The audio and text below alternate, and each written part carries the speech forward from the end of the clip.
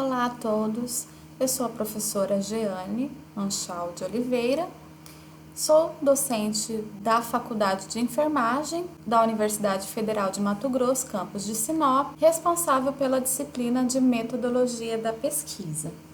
E hoje nós vamos conversar, vamos aprofundar um pouco mais sobre os tipos de pesquisas da abordagem quantitativa. Assim, o objetivo da nossa aula de hoje é apresentar as características principais dos tipos de pesquisas da abordagem quantitativa. Então, falaremos especificamente dos estudos descritivos, dos estudos transversais, dos estudos de coorte, dos estudos de caso-controle, dos estudos experimentais e dos estudos quase experimentais, que são os principais delineamentos de pesquisas quantitativas. Relembrando o nosso último slide da aula passada, temos aqui a divisão das pesquisas quantitativas em dois grandes segmentos: os estudos observacionais, ou seja, aqueles estudos que não vão haver nenhum tipo de intervenção, e também são conhecidos como estudos não experimentais, e também os estudos experimentais, ou seja, aqueles onde haverá uma intervenção dos pesquisadores.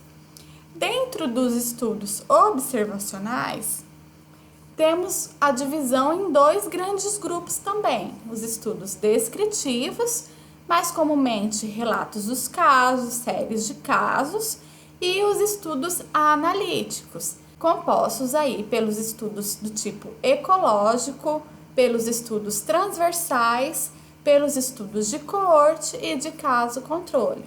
Relembrando, por conta da característica do delineamento de pesquisa, somente os estudos de coorte e de caso-controle poderão nos dar a relação de causalidade, ou seja, de causa e efeito. E os estudos ecológicos e transversais não poderá nos dar essa possibilidade de fazer essa inferência causal por conta do delineamento da pesquisa. Nós vamos falar sobre cada uma dessas características que vão nos deixar mais claro em relação a essa questão de inferência causal. Entre os estudos experimentais, nós temos o ensaio clínico randomizado, o ECR, que são os tipos de estudo padrão ouro dentro da epidemiologia, dentro das pesquisas quantitativas, e teremos os estudos quase experimentais, que são os ensaios clínicos que não são randomizados. Nós vamos falar sobre cada uma dessas questões quando formos detalhar cada um desses tipos de delineamento. Só retomando essa divisão conceitual aí das pesquisas quantitativas. Os estudos descritivos, eles têm como características principal, o objetivo de descrever as características de uma determinada população ou de determinado fenômeno. Os estudos descritivos, eles têm como principal objetivo determinar a distribuição das doenças ou da condição relacionada à saúde segundo o tempo, segundo o lugar e segundo as características do indivíduo. Então, os estudos descritivos, eles vão ser comuns aí para levantar opiniões, atitudes e crenças, determinar a distribuição de doenças no tempo e no espaço, de acordo com essas características dos indivíduos, Ou seja, vai tentar responder, o que é o fenômeno, quando esse fenômeno acontece, onde ele acontece, com quem ele acontece. Então, muito comumente, esses estudos tratam-se de uma epidemiologia descritiva que pode fazer uso principalmente de dados secundários, ou seja, aqueles dados pré-existentes de morbidade, de mortalidade, que estão disponíveis lá nos sistemas de informação de saúde, no DataSUS, por exemplo, como sistema de informação de mortalidade, os sistemas de informação hospitalares, que vão nos dar aí informações sobre a morbidade, e também de dados primários, que são coletados para o desenvolvimento daquele estudo, com a intenção do que você quer descrever, né? E quais características você vai descrever. Então, no Brasil existem importantes bancos de dados, né, de agências nacionais, como eu já disse, né, lá no DataSUS, nós vamos ter, né, várias informações que podem dar subsídios para o desenvolvimento de um estudo descritivo. Outra grande fonte de informação são, né, as pesquisas nacionais de amostra domiciliar, o PNAD, que também trazem várias variáveis que são importantes aí para o desenvolvimento de outros estudos mais exploratórios. São os estudos mais diagnósticos, né, que vão nos levantar a possibilidade de hipóteses, né? Os estudos descritivos, eles vão nos descrever a realidade para que a gente então possa pensar em possíveis hipóteses para o porquê tal fenômeno acontece, tá? Então, os estudos descritivos, eles vão examinar a incidência, ou seja, os casos novos, ou então a prevalência, que trata-se do total de caso existente de uma doença ou de uma condição relacionada à saúde, que pode variar de acordo com determinadas características, como a idade, o sexo, a escolaridade e a renda. Então, como eu já disse, esses tipos de pesquisa, eles são muito bons para levantar hipóteses, para investigações futuras, né? Para o desenvolvimento de outros delineamentos de pesquisa que possam nos realmente dar mais informações, por exemplo, de causa e efeito. Então, os estudos descritivos vão nos ajudar a ter um panorama sobre o comportamento de determinadas características que podem influenciar em um determinado desfecho e vão ajudar os pesquisadores a conseguir realizar a prevenção a determinadas doenças em determinados grupos específicos que podem estar mais suscetíveis a desenvolvimento de certos tipos de doença. Então, os estudos descritivos vão nos ajudar a monitorar vários aspectos relacionados às condições de saúde de uma determinada população. E também vai nos ajudar a monitorar a qualidade da assistência, né? Então, várias pesquisas também descritivas ajudam a verificar se a assistência está realmente repercutindo de forma positiva a partir do monitoramento de várias variáveis que vão nos dar aí o panorama da assistência da saúde da população, ok? Então, os estudos descritivos são também estudos muito importantes, muito aplicáveis, que nos dão subsídios importantes em relação à saúde da nossa população. Agora vamos falar sobre os estudos ecológicos. Então, nos estudos ecológicos, vão se comparar a ocorrência da doença, da condição relacionada à saúde, com a exposição de interesse entre agregados de indivíduos, que podem ser populações, podem ser países, pode ser uma determinada região, um determinado município, por exemplo. Então, faz-se essa agregação, né, dessas populações para verificar se há a possibilidade da existência de uma associação entre elas, entre a exposição e o desfecho. Então, nos estudos ecológicos típicos, vão ser utilizadas medidas agregadas da exposição e da doença e vão ser comparadas de acordo com as populações. Então, aqui nos estudos ecológicos, vão ser determinados em grupos de indivíduos e não somente nos indivíduos. Então, os estudos ecológicos, eles são num nível agregado. O que é isso, né? A unidade de análise vai ser uma população ou um grupo em uma área geográfica específica. A unidade de análise não será um indivíduo, mas sim uma população, que pode ser um país, pode ser uma cidade, pode ser uma determinada comunidade em específico. Então, nós teremos informações de populações, né?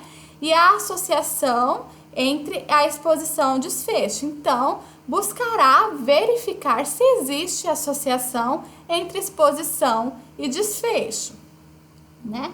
E isso será comparado no tempo, né? Essa comparação no tempo podem ser as séries históricas ou no espaço geográfico, ou seja, né, se é um país, se é um município específico em determinada determinado espaço geográfico. Então, nesse tipo de estudo, não existem informações sobre a doença e a exposição do indivíduo, mas sim do grupo populacional como um todo. Uma das vantagens desse tipo de pesquisa é a possibilidade de se examinar associações entre exposição e doença relacionadas à coletividade. Então, a gente vai observar essa associação entre exposição à doença no coletivo, na população em geral. Então, aqui é um exemplo de um estudo ecológico, onde foi observada aqui a taxa de incidência do consumo per capita de calorias provenientes de gordura. Então, aqui, por se tratar de estudo ecológico, a comparação estão a nível de país, né? Estados Unidos, Suíça, Canadá, Itália.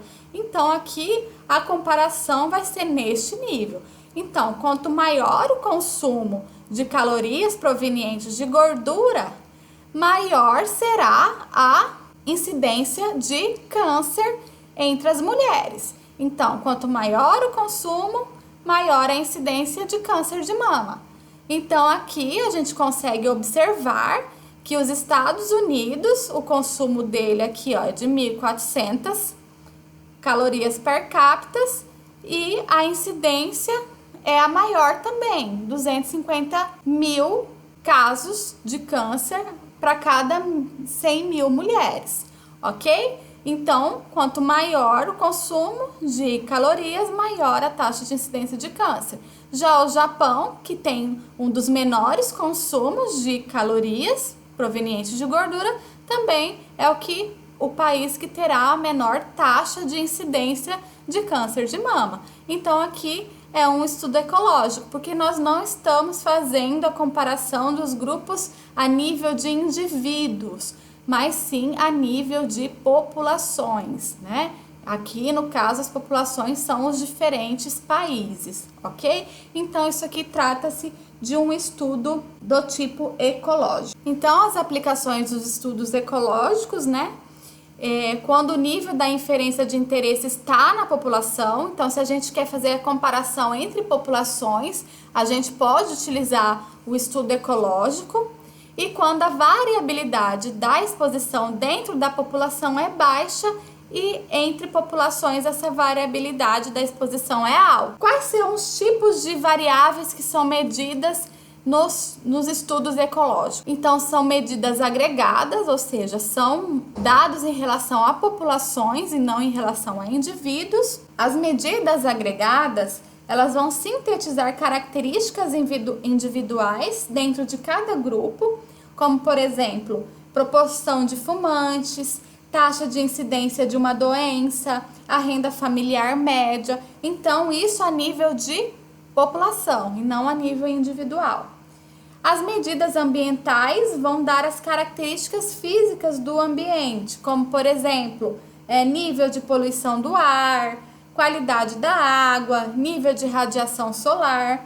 E as medidas globais vão trazer atributos dos grupos, né? Organizações e lugares a nível populacional. Por exemplo, densidade demográfica, nível de desigualdade social, existência de um determinado tipo de sistema de saúde. Então, essas vão ser as variáveis, as medidas do tipo global. Os principais desenhos de estudos ecológicos são os múltiplos grupos, né, que vão ser comparações entre vários municípios, países, né, diferentes localidades, pesquisas de tendências ou séries temporais que vão observar a ocorrência da distribuição de determinado fator de interesse e desfecho ao longo de um período de tempo, e os estudos mistos, que vão também comparar as diferentes populações geograficamente localizadas em lugares diferentes também ao longo do tempo.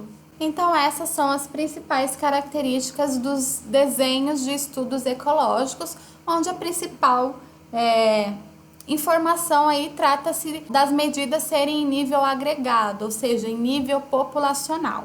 Agora vamos falar um pouco sobre os estudos transversais. Então, esses estudos transversais são normalmente chamados, né, de estudos seccionais, também podem ser conhecidos dessa forma, onde a exposição e o desfecho, ou seja, onde os fatores de risco e o desfecho, que pode ser a doença, são coletadas ao mesmo tempo, são encontradas e investigadas ao mesmo tempo, de forma simultânea. Em geral, esses tipos de investigação começam com um estudo para determinar a prevalência de uma determinada doença ou condição relacionada à saúde de uma população específica. Por exemplo, pode ser de uma população de idosos, uma população de mulheres, né, de uma população em específico. Então, as características desses indivíduos são classificadas como doentes e serão comparadas com aqueles que não estão doentes. Só que neste tipo de estudo específico, como as variáveis de exposição e de desfecho são coletadas ao mesmo tempo, a gente não tem como determinar relação de causa e efeito, porque a gente não vai saber o que aconteceu primeiro, se foi a doença ou se foi o desfecho. Então, não temos como inferir, né, a relação de causa e efeito ou relação de causalidade. Então, por este motivo, os estudos transversais não podem nos dar essa relação de causalidade, de inferência de causa e efeito, por conta dessa característica do delineamento da pesquisa. Então, os estudos transversais, eles vão nos dar, né, possibilidade de determinar a prevalência de doenças e de condições específicas, né? Seus dados são a nível individual, então é diferente lá dos estudos ecológicos, onde o dado é agregado. Aqui o dado é a nível individual, que vão nos dar a possibilidade de fazer a comparação entre pessoas que estão com determinada desfecho em relação àqueles que não estão com determinado desfecho, ou melhor dizendo, entre pessoas doentes e não doentes. Só que aqui a gente só vai ver a possibilidade de relação, de possível associação entre os desfechos e as exposições. Só que a gente não consegue definir causalidade por conta desse delineamento ser coletado os dados ao mesmo tempo. Por isso a gente não consegue atender aquele critério de Hilton lá da outra aula, que é a temporalidade, que é o único critério obrigatório para a gente conseguir inferir causalidade. Por isso, os estudos transversais, eles são úteis para a gente conseguir determinar prevalências e conhecer e levantar hipóteses para a gente depois utilizar outros delineamentos que vão realmente nos possibilitar realizar a inferência causal. Então, como não se sabe o que aconteceu antes, se foi a exposição, se foi o desfecho, a gente não consegue inferir causalidade. Então, aqui nós temos um exemplo de um estudo do tipo transversal. Nesta tabela, a gente tem aqui os fatores sociodemográficos independentemente associados à depressão nos últimos 30 dias determinado pelo CID, né? Aqui no determinado projeto, no período de 1996 a 1997. Então, as variáveis de exposição serão o sexo, a faixa etária e a situação de trabalho. E a variável desfecho é a presença ou não de depressão. Então, aqui são feitos testes estatísticos que vão nos dizer se há ou não uma associação estatística. Para isso, nós temos uma medida específica, né? Que pode ser o odds ratio, né? Pode ser o Q², pode ser outras medidas estatísticas que vão depender aí do tipo de conjunto de dados que você tem. Mas nas pesquisas transversais a gente só vai conseguir ver relação de associação ou de correlação e nunca de causa e efeito por conta do tipo de delineamento da pesquisa. Então, neste estudo aqui de Bambuí, né, foi determinada aí a prevalência da depressão de acordo aí com as características dos indivíduos. Dessa amostra aqui de uma população de 1.041 sujeitos que foram investigados, né? Se a gente somar aqui 956 ausentes com 85 presentes, nós vamos ter um total aí de 1.041 sujeitos investigados. Então, nesse estudo aqui, os episódios depressivos atuais estavam associados ao sexo. Então, a gente vê aqui que maior no sexo feminino em comparação com o sexo masculino. A idade também foi associada, né? Maior prevalência de depressão entre as pessoas mais velhas do que as pessoas mais jovens, em comparação às pessoas mais jovens. E em condição ao trabalho, né? O tipo de situação de trabalho. Maior prevalência entre aquelas que não trabalhavam do que com aquelas que estavam trabalhando. Então, a gente percebe aqui, né, que a partir dos resultados de prevalência, a gente consegue vislumbrar um possível risco de acordo com o tipo de característica que existe naquela população. Ou seja, as mulheres estavam 2,4 vezes mais chances de desenvolver depressão do que os homens. Ser com mais de 60 anos tinha 4 vezes mais chances de desenvolver depressão do que as demais faixas etárias. E não trabalhar representou 2,1 vezes mais chance de desenvolver depressão do que as pessoas que estavam trabalhando. Então, aqui a gente, a partir das prevalências, né, e a partir de um teste, de uma medida estatística específica, a gente consegue observar num estudo transversal essas medidas de prevalência que nos ajudarão a ter um panorama sobre as características. Mas aqui a gente não consegue inferir que realmente ser do sexo feminino causa depressão, que ser mais velho causa depressão, que não trabalhar vai causar depressão. Não, a gente não consegue inferir isso porque os dados foram coletados ao mesmo tempo. Precisaríamos de outros delineamentos de pesquisa para poder fazer essa afirmação. As aplicações dos estudos transversais, eles são mais utilizados quando se deseja identificar pessoas e características possíveis de intervenção e quando pretende-se gerar hipóteses para causas de doenças, ou seja, são pesquisas que vão nos ajudar a levantar hipóteses, né, possíveis causas que outros delineamentos de pesquisas vão nos dar a possibilidade de realmente dizer se existe realmente essa relação de causa e efeito. Mas são importantes pesquisas que vão nos ajudar a explorar mais aquela realidade para poder, então, adentrar mais aprofundadamente com outros tipos de pesquisa. Então, tendo em vista tudo que já mencionamos anteriormente, a gente pode afirmar que esses estudos transversais, eles vão ser mais recomendados quando a gente deseja estimar a frequência com que determinado evento de saúde se manifesta em uma população específica, né? Ver quais os fatores associados podem repercutir aí em uma futura relação de causa e efeito, né? Então, de outra forma, esses estudos transversais, eles são bem adequados para responder perguntas como: quais são as frequências do fator de risco e do desfecho em um determinado grupo de população, em uma determinada região, em um determinado tipo de doença, se existe ou não uma associação entre fator de risco e desfecho em questão. Então, são tipos de estudos que vão nos dar a possibilidade de levantar hipóteses. Se eu encontro uma associação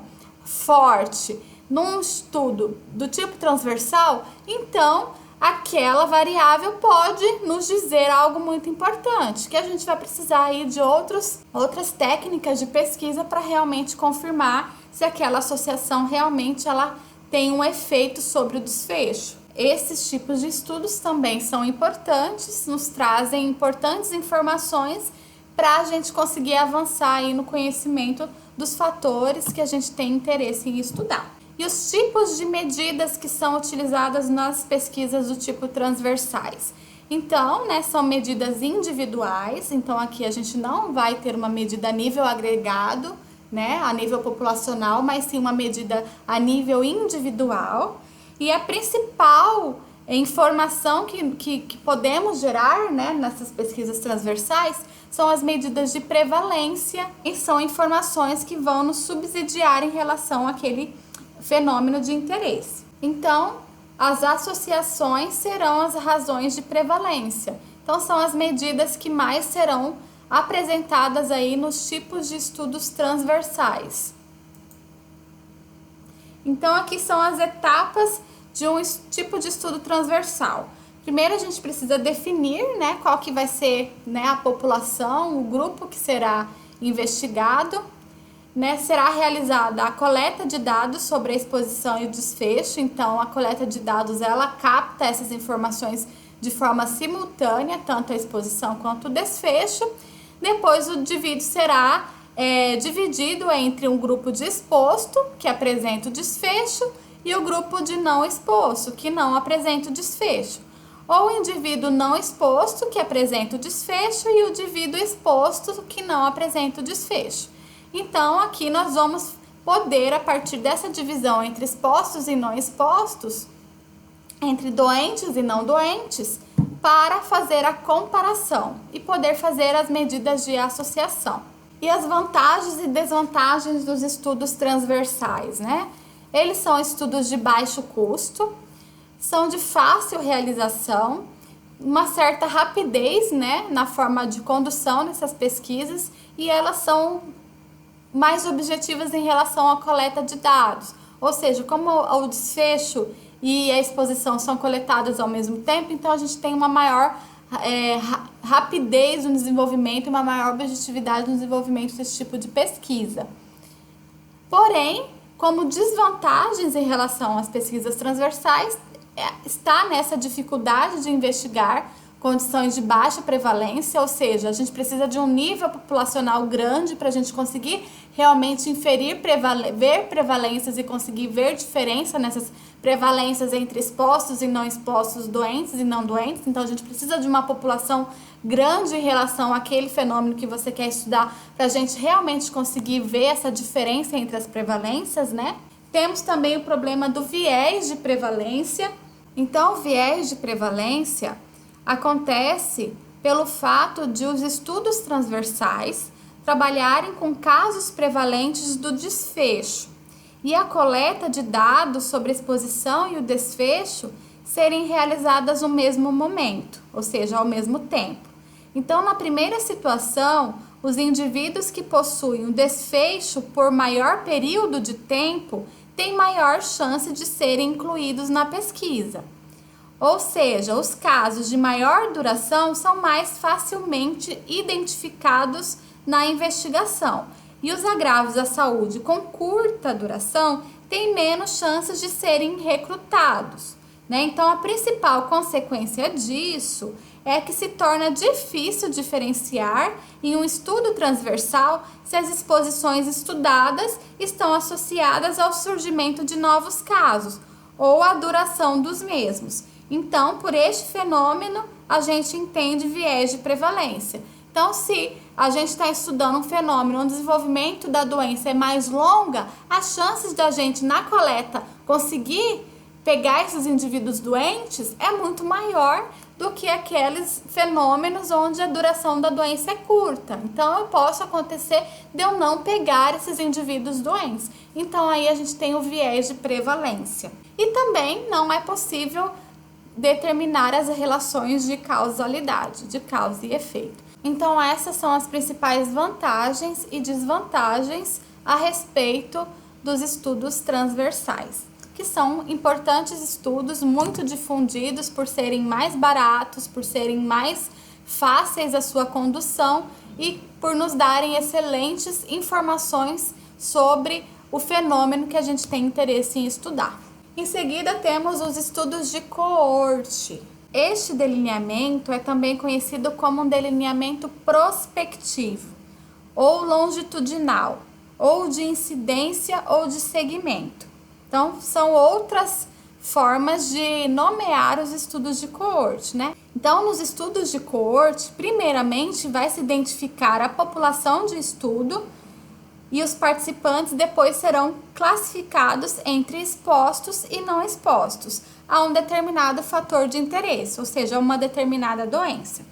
E depois esses indivíduos dos dois grupos são acompanhados para verificar a incidência de novos casos da doença ou da condição que você está investigando, em relação aos grupos que estão expostos ou não expostos. Então vejam que aqui nós vamos partir de grupos expostos e não expostos. Eu defino qual que é a minha exposição, qual que é a minha variável de exposição. Vou definir esse grupo entre aqueles que estão expostos a essa variável e aquele que não está exposto a essa variável.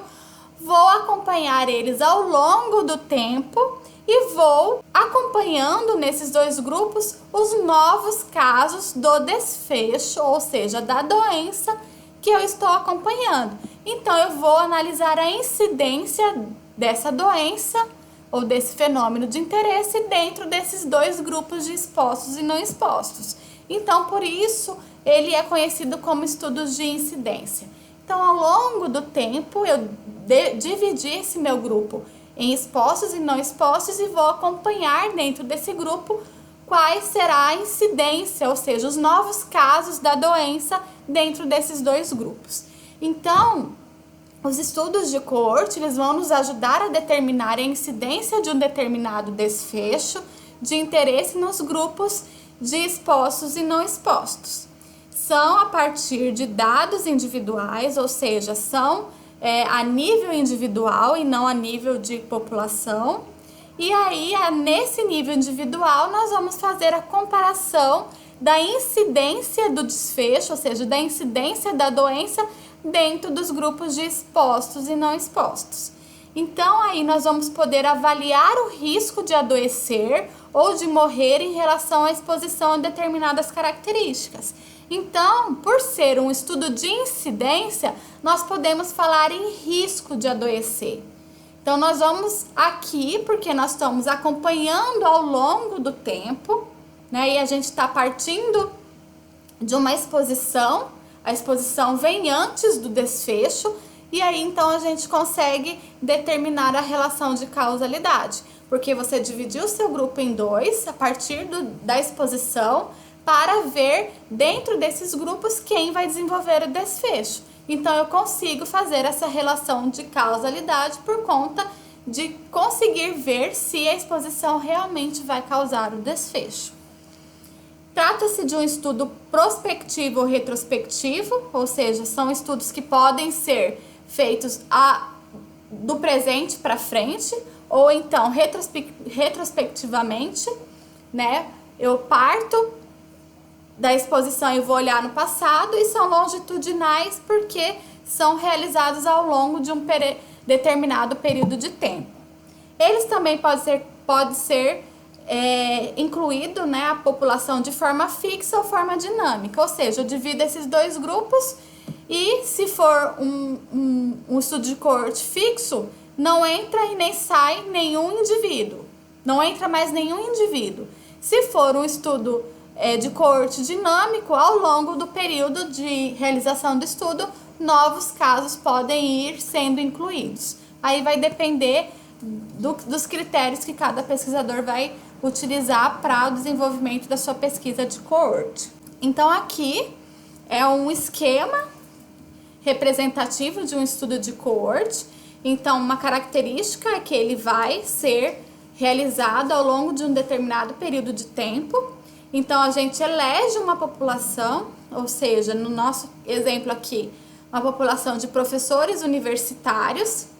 Dentro desta população, nós vamos eleger pessoas sem a doença que a gente está tentando investigar, que a gente quer investigar. Então, eu pego dentro dessa população somente pessoas sem a doença, sem o desfecho. Vou dividir essa população em dois grupos de acordo com o fator de exposição que eu tenho interesse de estudar. Então, no caso desse estudo, nós queremos ver a associação entre o uso de tabaco, ou seja, se a pessoa fuma ou não, e a incidência de câncer de pulmão. Então, a minha exposição é ser fumante ou não fumante. Então, eu pego pessoas sem câncer de pulmão, né, dentro da população de universitários. Vou dividi-las em fumantes e não fumantes, né, que pessoas que estão expostas ao tabaco ou não expostas ao tabaco. Vou acompanhá-las durante um determinado tempo e vou ver dentro desses dois grupos quem ficou doente, quem não ficou doente. Entre os não fumantes, quem ficou doente e quem não ficou doente, ou seja, quem desenvolveu câncer de pulmão e quem não desenvolveu câncer de pulmão, tá? Aí eu consigo ver a incidência do câncer de pulmão dentro dos dois diferentes grupos, de expostos, de fumantes, ou de não expostos, não fumantes, ok? E a classificação em relação a se são estudos prospectivos ou retrospectivos, que também podem ser estudos concorrentes ou denominados de estudos não concorrentes. Então, nos estudos concorrentes, indivíduos com e sem exposição ao fator de risco sendo investigado são selecionados no início do estudo e acompanhados durante um período específico de tempo.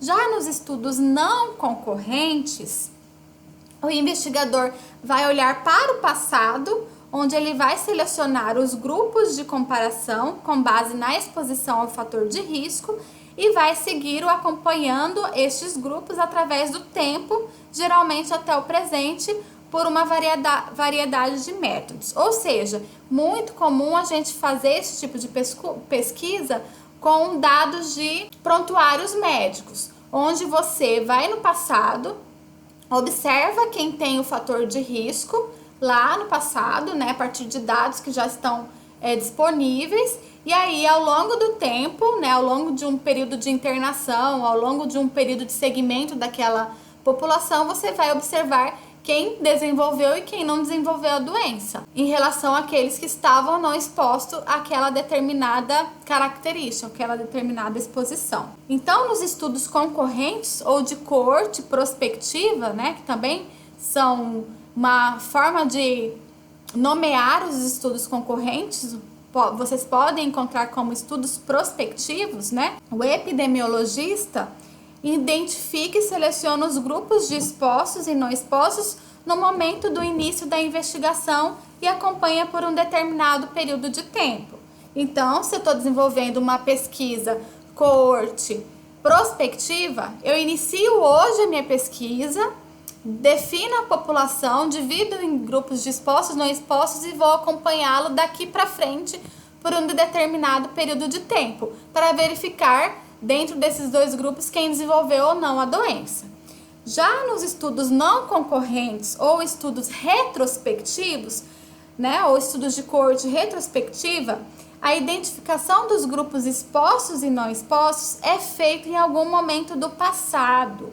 E estes grupos são seguidos ou acompanhados usualmente até o passado mais recente, ou seja, até o presente, ou ocasionalmente até o futuro, com o objetivo de se identificar as experiências de morbidade ou mortalidade que têm ocorrido nos participantes destes grupos.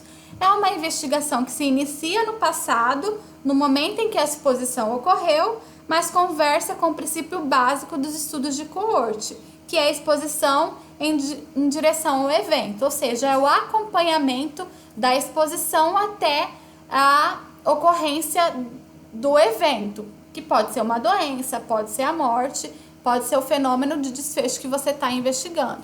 A diferença é que você vai olhar para o passado e vai acompanhar. Então, isso a gente utiliza mais dados de prontuários para fazer esse tipo de estudos de coorte retrospectivo ou não concorrente. As principais aplicações dos estudos de coorte são conhecer a história natural da doença e identificar a incidência de doenças em um determinado grupo classificado entre expostos e não expostos ao longo de um determinado período de tempo.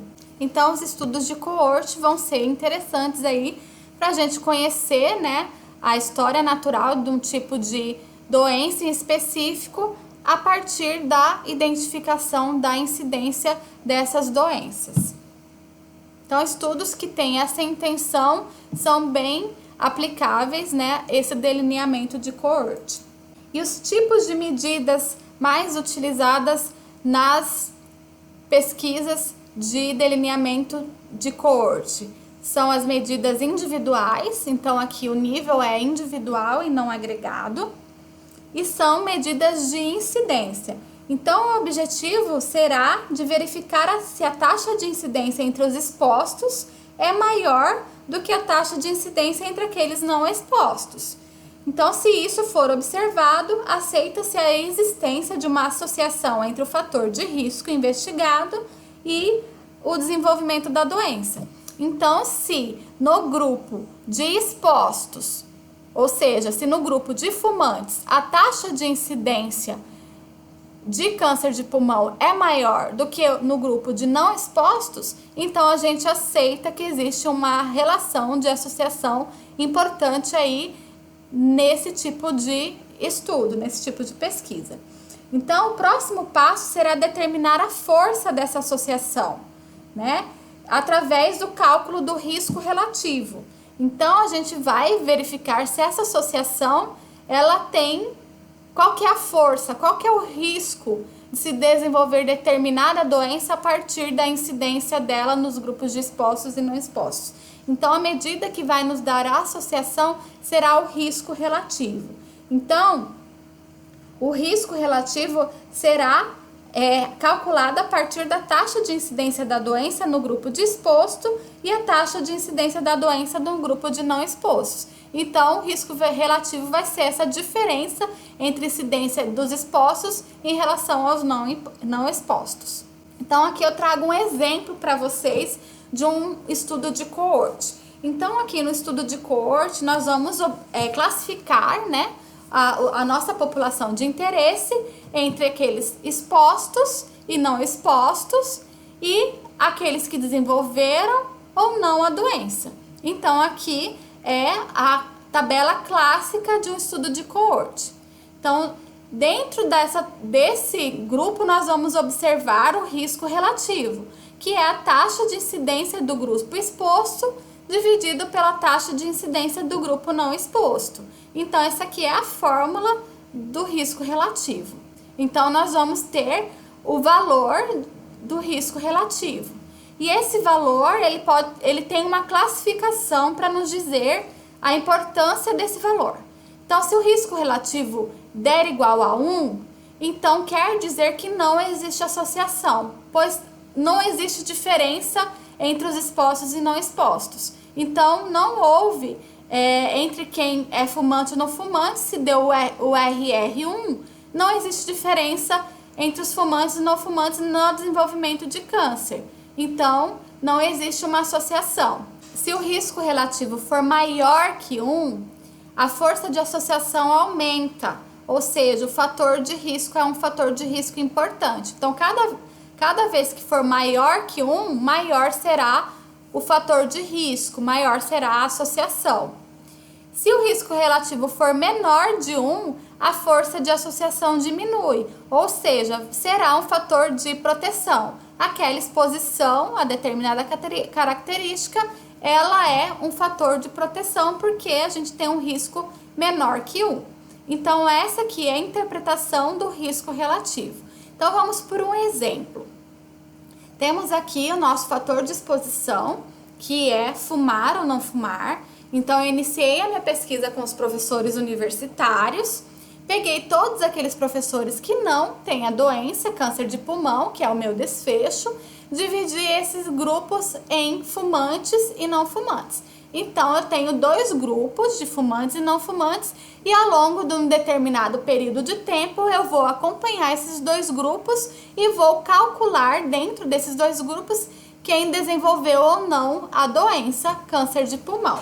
Então, depois de um determinado tempo, eu tive aqui que entre os fumantes, 500 desenvolveram o câncer de pulmão e 600 não desenvolveram câncer de pulmão. Então, eu tenho um total de 1.100 fumantes, destes 500 desenvolveram o câncer de pulmão, 600 não desenvolveram o câncer de pulmão. E entre os não fumantes, 1.500 desenvolveram o câncer de pulmão e 3.400 não desenvolveram câncer de pulmão. Um total de 4.900. Então, eu vou calcular o risco relativo entre os fumantes e os não fumantes. Então, eu vou utilizar esse cálculozinho aqui, tá? Do risco relativo.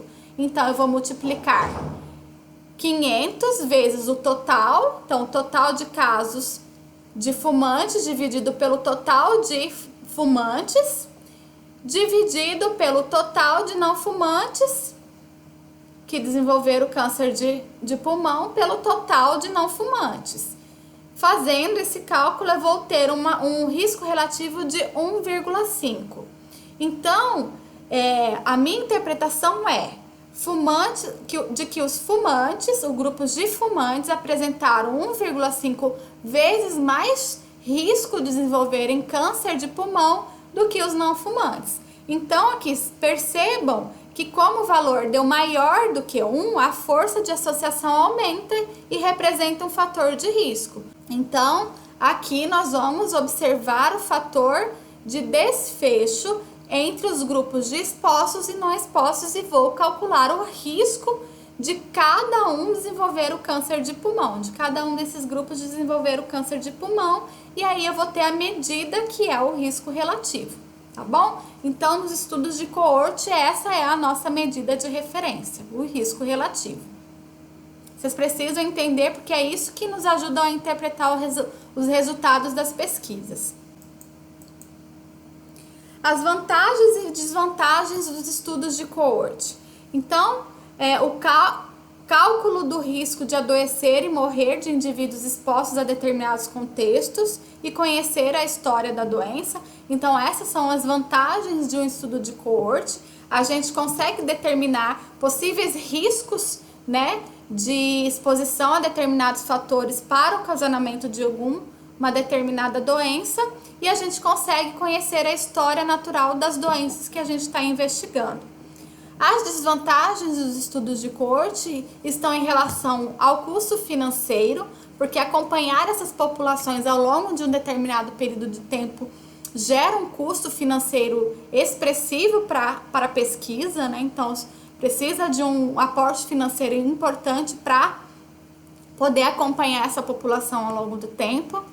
A questão da perda dos pacientes ao longo dos estudos, né? Porque muitas vezes o paciente pode desistir e aí a gente tem a perda dessa população ao longo do estudo. E não é boa para doenças raras, por conta dessa incidência. A gente está calculando incidência. Então, doenças raras é difícil a gente conseguir observar um grande número de incidências. Por isso, a gente utiliza mais os estudos de coorte para estudos condições que não são raras, para a gente realmente conhecer aí a história da doença. Agora vamos falar sobre os estudos de caso-controle. É uma pesquisa de modelo retrospectivo, no qual os participantes são selecionados entre indivíduos que já têm a doença, são os casos, e entre os indivíduos que não têm a doença, que são os controles. Em cada um dos dois grupos, vai se verificar o número de indivíduos expostos a um determinado fator de risco. Então, aqui é o contrário da coorte. Aqui nós vamos partir do desfecho e não da exposição. Então, aqui a gente parte dos indivíduos com e sem a doença ou os desfechos e vamos dividi-los em dois grupos. Os casos, que serão os indivíduos com a doença, e os controles, que serão os indivíduos sem a doença. E aí nós vamos observar pro passado quais foram as exposições que levaram a esse desfecho. Então, nós vamos fazer a relação ao contrário. Nós vamos dividir os grupos entre doentes e não doentes. Então, a partir da doença, nós vamos olhar para o passado e vamos tentar observar a que fatores cada um desses grupos estavam expostos. Então, nos estudos de caso-controle, vamos partir do desfecho da doença para investigar a causa, a exposição. Então, por isso, ele é um modelo retrospectivo, que olha para o passado e, da mesma forma, é longitudinal, porque vai acompanhar em um determinado tempo, né? Um determinado período de tempo. Também são a partir de dados individuais e vai fazer a comparação entre os grupos com doença e os grupos sem doença. Então, aqui no caso controle, a principal intenção é investigar a associação de fatores de risco, ou seja, das exposições e o desenvolvimento dos desfechos das doenças. Então, os controles devem ser da mesma população dos casos. Então, a gente precisa aqui, dentro dos estudos de caso-controle, que os controles sejam muito semelhantes aos casos, ou seja, a população que a gente vai fazer a comparação dos que não têm a doença tem que ser uma população muito similar daqueles que têm a doença. Então, aqui um exemplo da formação de um estudo de caso-controle. Então, eu estou olhando para o passado, por ser um tipo de estudo retrospectivo. Eu vou determinar a população que eu vou estudar, ou seja, a minha população aqui são de professores universitários. Então, dentro dessa população, eu vou investigar indivíduos que têm câncer de pulmão e indivíduos que não têm câncer de pulmão. Vou dividi-los em 2 grupos. Os que têm câncer de pulmão serão os meus casos e os que não têm câncer de pulmão serão os meus controles. E eles têm que ser da mesma população, precisam ter as mesmas características, para que eu possa fazer a comparação entre os 2 grupos. E dentro dos casos eu vou olhar, né, as características de exposição. A minha característica de exposição é se fuma ou não. Então eu olho aqui nos meus casos quem era fumante e quem não era fumante. Vou dividir em grupos. Olha aqui nos meus controles quem era fumante e quem não era fumante. Então aí eu consigo fazer a comparação entre os grupos para saber, né, entre os grupos de doentes, se os fatores de exposição realmente vão influenciar na ocorrência ou não da doença. Então, esse daqui é um modelo clássico dos estudos de caso-controle. As aplicações dos estudos de caso-controle são mais adequadas quando são doenças raras, ou seja, que são pouco frequentes. Então, o tempo de desenvolvimento da doença é longo também, como por exemplo o câncer e doenças crônico-degenerativas. Então, essas são as principais aplicações de estudo de caso-controle, porque esse tipo de estudo tem grande aplicação para situações em que a doença é relativamente pouco frequente e o tempo decorrido entre a exposição ao risco e a evidência do efeito ele é longo. Então, os estudos de caso-controle têm limitada implicação ética, uma vez que não existe nenhum tipo de intervenção, é apenas uma observação retrospectiva, né, dessas exposições. E os estudos de tipo de caso-controle inicialmente são propostos para estudos de doenças crônicos degenerativas, principalmente o câncer. Também pode ser utilizados em estudos infecciosos, mas eles são mais comuns para essas doenças mais raras e com desenvolvimento mais longos. Então, essas são as principais aplicações para os estudos de caso-controle. Da mesma forma, as medidas nos estudos de caso-controle são medidas individuais, ou seja, o nível é individual e não agregado, como nos estudos ecológicos, e ela vai medir as chances, né? Então, nesse tipo de estudo, vão se observar as chances de um indivíduo desenvolver determinada doença. Então, a medida de associação utilizada é o odds ratio, que é a razão de chances de desenvolver determinada doença. Então, a estatística usada para a medida de associação é o odds ratio, que para doenças com tempo longo de latência é uma estimativa de razão das forças de morbidade, né, as forças de probabilidades de adoecimento entre expostos e não expostos a um determinado fator de risco. Então, o odds ratio é uma aproximação da razão de riscos. É muito parecido com o risco relativo, só que aqui a gente não tem incidência das doenças, sim a prevalência das doenças. Então, a medida de associação utilizada nos estudos de caso-controle é o Odds Ratio, que é a razão de chances. Então, aqui é um exemplo da aplicação de um estudo de caso-controle. Então, nós vamos utilizar o mesmo tipo de exemplo que a gente vem utilizando com os professores, né? E observar, então, agora, em vez de observar o risco que a gente fez nos estudos de coorte, nós vamos observar as chances entre fumantes e não fumantes desenvolverem o câncer de pulmão. Então, aqui é o exemplo de uma tabela 4x4 de um estudo de caso-controle. Então, aqui a diferença é, nós vamos dividir o grupo, né, que tem a condição, que tem o câncer de pulmão, entre os casos e os controles. Então, a gente divide aqui os que têm a doença e os controles, que são as pessoas que não têm a doença. E vamos olhar lá, de acordo com os fatores de exposição que a gente está investigando, vamos dividi-los entre os que têm aquele fator e os que não têm, tá? E aí nós vamos fazer o cálculo do Odds Ratio. E o Odds Ratio nada mais é do que a razão dos produtos cruzados. Que da mesma forma nós temos uma interpretação para elas. Se o Odds Ratio for igual a 1, não existe uma associação, ou seja, não tem diferença entre os que têm ou não a exposição, ou seja, entre os fumantes e não fumantes, no desenvolvimento, né, na chance de desenvolver câncer de pulmão, se o Odds Ratio for igual a 1. Se o Odds Ratio for maior que 1, existe uma associação positiva, ou seja, existe uma chance aumentada daquele grupo de expostos desenvolver determinada doença em relação ao grupo de não expostos ao fator de risco.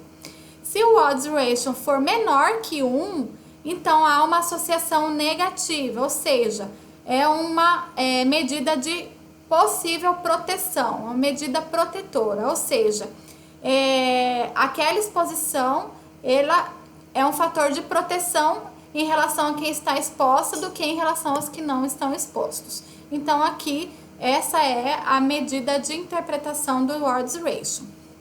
Então, vamos, a partir daquele exemplo que nós já estamos utilizando, vamos entender aqui como que a gente pode interpretar uma tabela 4x4 de um estudo de caso-controle e o Odds Ratio, ok? Então, aqui, nós temos o grupo de professores que nós identificamos, então, um total de 2.000 professores que tinham a doença, o câncer de pulmão, e selecionamos 4.000 controles, que são professores que não tinham câncer de pulmão. Então, nesses dois grupos, nós observamos quem desses aqui eram fumantes e não fumantes, ok? E aí, então, a gente faz o cálculo do Odds Ratio para observar quais são as chances de um grupo ou de outro desenvolver o câncer de pulmão. Então, a gente faz o cálculo do Odds Ratio, né? A gente vai fazer a multiplicação dos valores aqui, de acordo com essa tabela. Então, 500, né, vezes 3.400, dividido por 1.500, vezes 600. Então, nós vamos chegar a um valor de Odds Ratio de 1,89. Então, a interpretação é: fumantes apresentam 1,8 vezes mais chances de desenvolverem câncer de pulmão do que os não fumantes. Então, essa vai ser a interpretação do Odds Ratio, ou seja, os indivíduos fumantes apresentaram 1,8 vezes chances, ou quase 2 vezes chances maiores de desenvolverem câncer do que os indivíduos não fumantes. Então, aqui é a interpretação do Odds Ratio para os estudos de caso-controle. Vantagens e desvantagens dos estudos de caso-controle. Então, como vantagem, nós temos aí o tempo, né, que a gente consegue desenvolver em menor tempo, porque a gente já parte da doença, então a gente não precisa esperar o tempo para a doença ocorrer, a gente já parte da doença e olha para o passado, então relativamente menor o tempo, é menor o custo também, a maior eficiência para o estudo de doenças raras, ausência de riscos aos participantes, porque a gente já parte da doença, então a gente não vai ter muito risco em relação ao desenvolvimento da pesquisa para os participantes e a gente pode investigar múltiplas exposições. Então, eu estou olhando para o passado, eu posso definir vários fatores de exposição para poder investigar aí as exposições em determinada doença, para a ocorrência de determinada doença. As desvantagens estão em relação aos vieses que podem acontecer nesse tipo de estudo, né? Então, nos estudos de caso-controle, nós temos o viés de seleção. Isso acontece principalmente quando os controles são muito diferentes dos casos, né? Então, quando a gente não consegue uma homogeneidade, características semelhantes entre os dois grupos de comparação, então a gente pode ter um viés de seleção que pode trazer um comprometimento para o seu estudo do tipo de caso-controle. O viés de memória, por exemplo, se você está investigando num grupo de caso e de controle, se você está conversando com pessoas que tiveram a doença e está olhando para o passado, ela vai ter muito mais lembranças em relação ao que ela foi ou não exposta do que a pessoa que não teve a doença, né? Então, várias coisas podem passar batido e a gente pode ter aí um viés de memória em relação aos grupos de caso e de controle, por conta dessas especificidades. As pessoas que tiveram a doença vão ter maiores lembranças, né? Vão conseguir lembrar maiores detalhes do que aquelas pessoas que não tiveram aquela doença. E é difícil de se estabelecer a relação temporal. Agora nós vamos para os estudos experimentais. Então, os conhecidos estudos de intervenção são aqueles estudos onde o pesquisador vai manipular um fator de exposição, ou seja, uma intervenção. E nesse tipo de delineamento de pesquisa, o pesquisador irá provocar uma modificação intencional em algum aspecto ou em algum dos fatores de saúde dos indivíduos a partir de uma condição controlada, ou seja, por meio de uma terapia ou um esquema profilático, que pode ser um medicamento, pode ser uma terapia nova, pode ser uma cirurgia nova, pode ser uma vacina, né? Com o objetivo de verificar os efeitos desta intervenção naquele grupo que sofreu a intervenção. Então, esse tipo de pesquisa, ele pode ou não ter um grupo de controle e também pode ser conduzido a nível de indivíduos ou a nível populacional. Então, nos grupos experimentais, nos estudos experimentais, nós vamos ter necessariamente uma intervenção realizada pelos pesquisadores. E eles podem ser a nível individual, que são mais conhecidos como os estudos clínicos randomizados, né, os ensaios clínicos randomizados, que é o estudo de padrão ouro dentro da pesquisa quantitativa, e pode ser a nível populacional, que são os ensaios de comunidade, que pode ser em uma cidade, uma população específica, tá?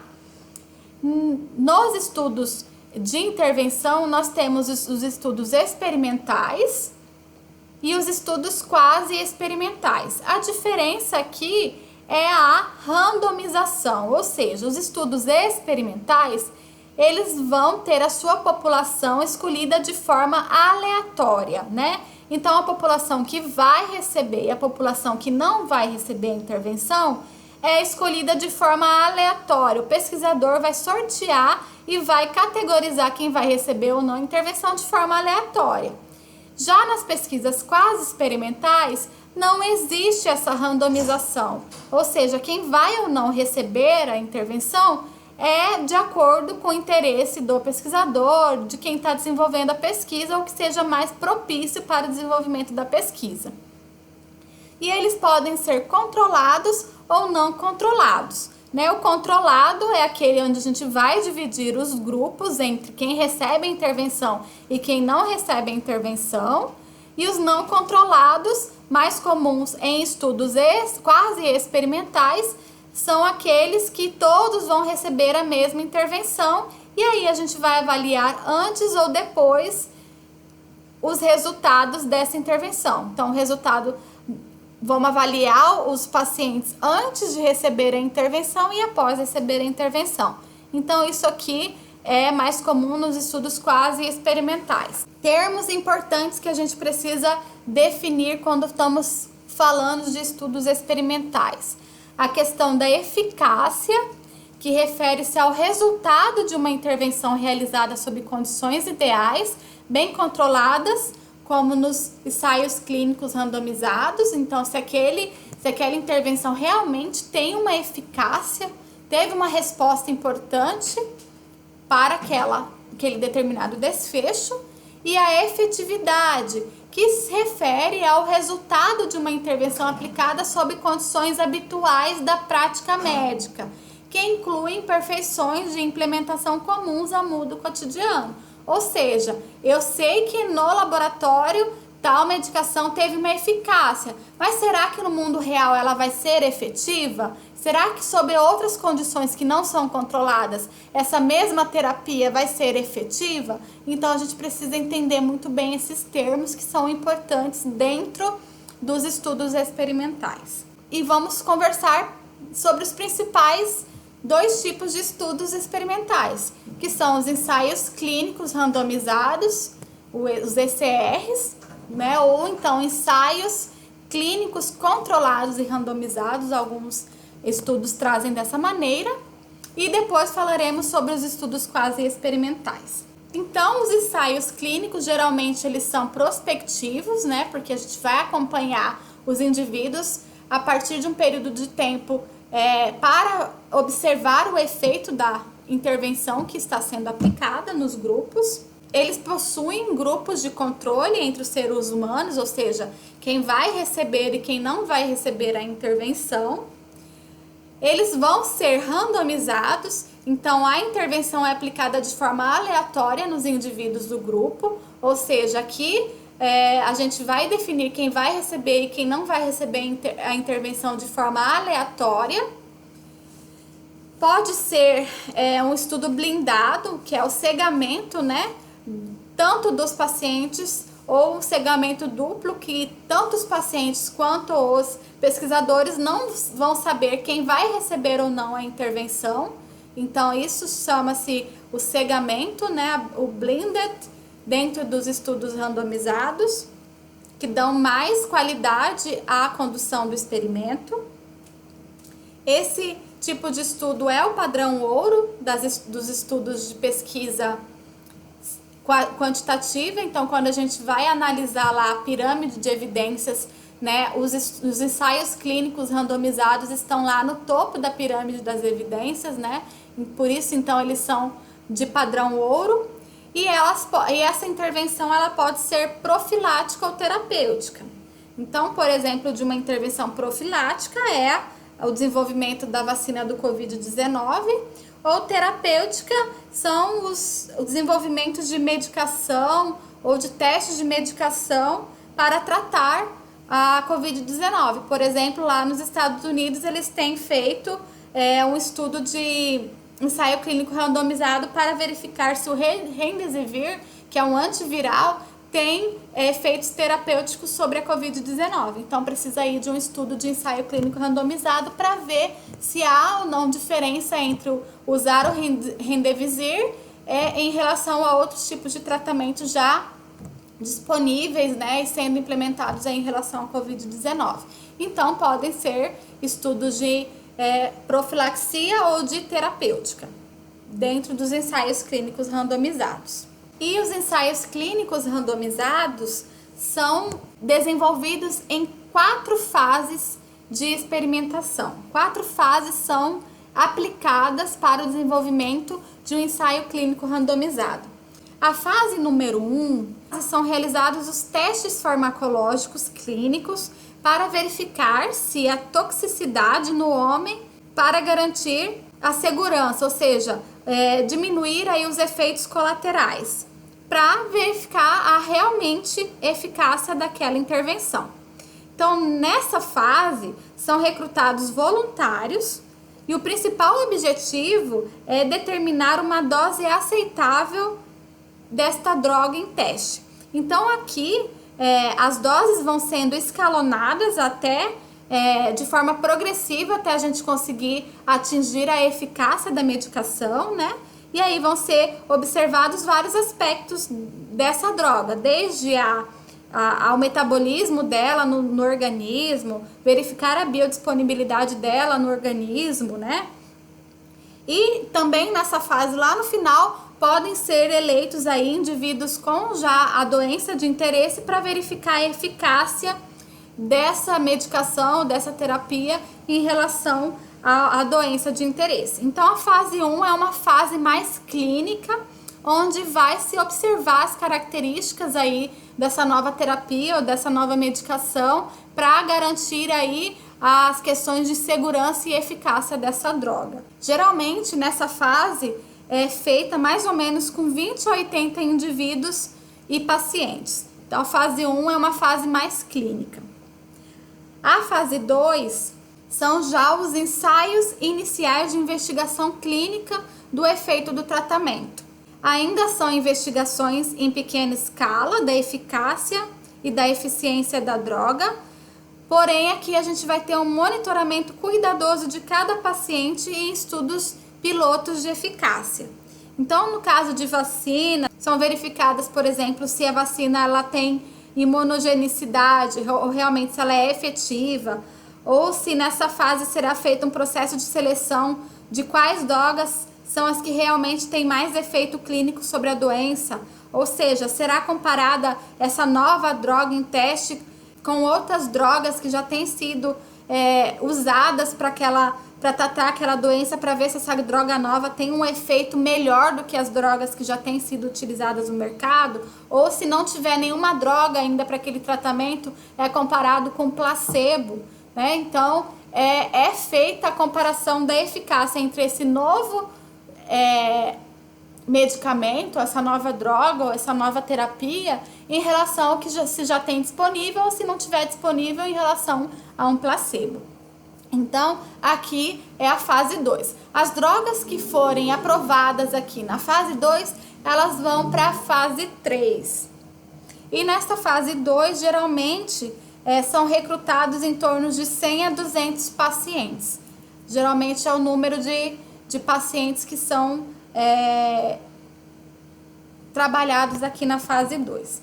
Na fase 3, é realizada a avaliação em larga escala do tratamento após a droga ter sido comprovada como eficaz nas etapas anteriores, ou seja, na fase 1 e na fase 2.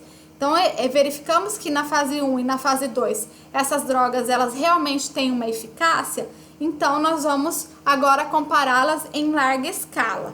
E isso vai ser comparado também com outros padrões de medicamentos ou condições clínicas já existentes. E nessa fase deve ocorrer a aplicação em um grande número de pacientes. Então agora a gente está vendo que a fase 3 da vacina Covid-19 é essa fase onde a vacina realmente vai ser aplicada em uma grande população, né? Em vários países estão sendo recrutados aí para fazer a aplicação dessa vacina e observar aí os efeitos colaterais e a eficácia, por exemplo, na questão da vacina, da imunidade ao coronavírus. Então agora a gente está na fase 3, que é a fase onde vai ser feita mesmo a utilização desse novo medicamento, dessa nova droga ou dessa nova terapia em grande escala, para a gente conseguir verificar a eficácia realmente dessa medicação e os possíveis efeitos colaterais que podem ocorrer em relação a tal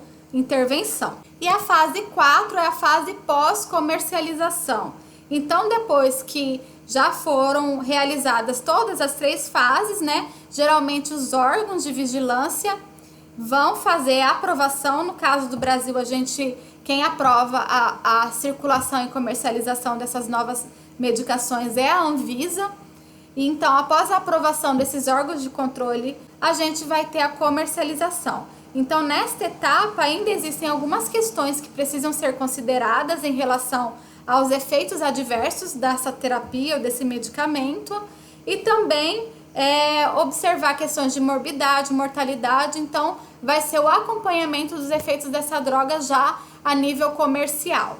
Então, percebam que é um estudo caro, que existem várias fases, são procedimentos sistematizados, que precisam ser controlados por vários outros setores, né? Não apenas dos pesquisadores, então precisa de uma validação externa, né, principalmente pelos órgãos de controle, como a Anvisa aqui no Brasil, e por esse motivo são pesquisas caras que são desenvolvidas em poucos lugares, geralmente são pesquisas aí que são patrocinadas pelas indústrias farmacêuticas, ou então que são estudos multicêntricos, onde vários centros de pesquisa se unem para investigar determinada terapêutica e aí por diante. Então, por isso é um estudo caro, difícil de ser realizado.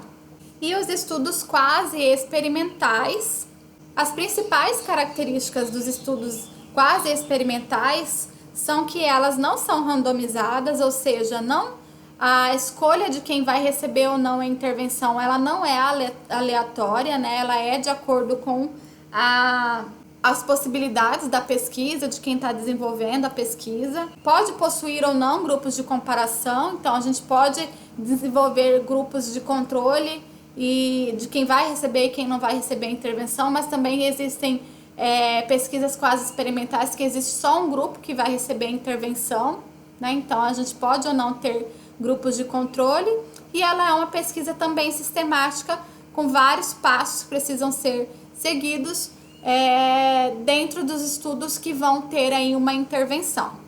Então não possui controle completo, ou seja, são denominados grupos de comparação, pois nem sempre é possível garantir a equivalência com o grupo de intervenção. Então, muitas vezes, os grupos que vão ser divididos, às vezes não têm a mesma equivalência, não têm as mesmas características. Então, aqui é uma das principais características das pesquisas quase experimentais. E dentro dos estudos quase experimentais, nós temos alguns desenhos possíveis. Temos o grupo controle não equivalente. Ele aqui vai ser muito semelhante aos estudos de ensaios clínicos randomizados. A única diferença é que aqui a gente não vai ter a randomização, ou seja, nós não vamos fazer a escolha de quem vai receber ou não a intervenção de forma aleatória. Então, por isso é um grupo controle não equivalente. Temos o delineamento da série de tempo interrompida com o grupo controle, que é a mais conhecida também como antes e depois. Então, nesse tipo de delineamento, envolve um único grupo.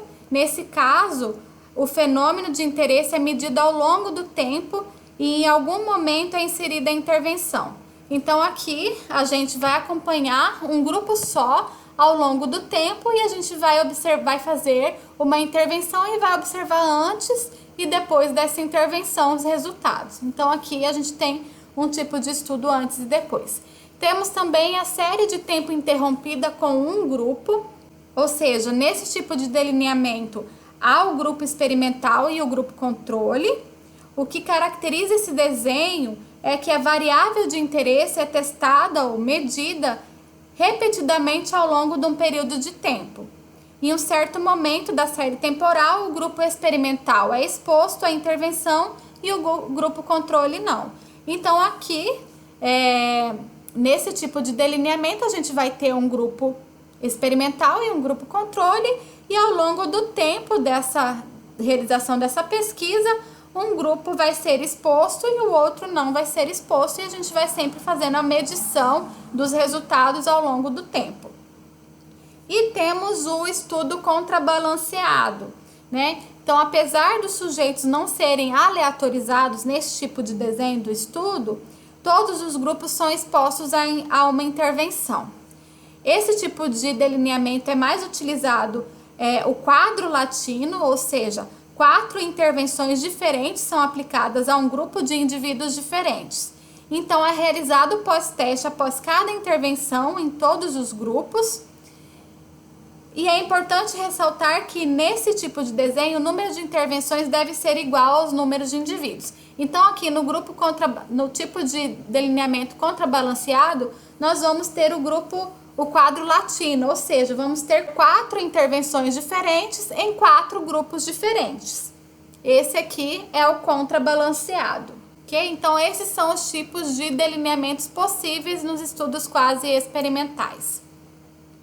Então, essas são as principais características em relação aos tipos de desenhos de estudos quantitativos, né?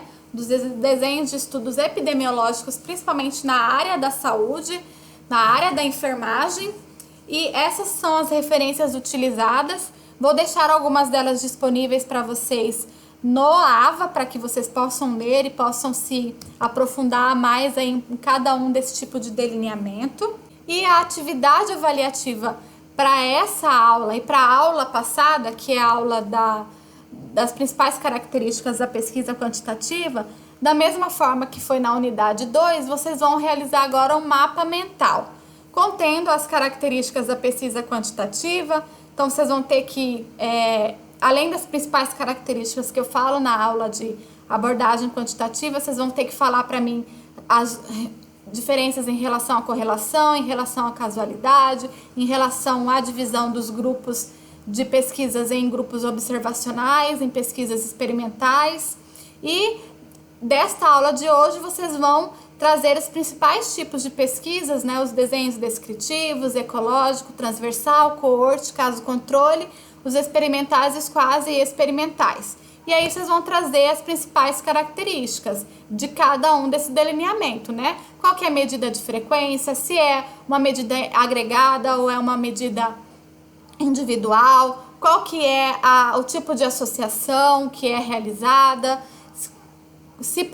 qual delas pode ou não nos dar relações de causa e efeito, quais são as aplicações, não é? Quais são as fases. Então vocês vão trazer um mapa mental trazendo as principais características de cada desenho de estudo. Então essa é a atividade que vocês vão ter que produzir como forma de avaliação desta aula de hoje e da aula passada, ok? Um abraço a todos e até mais!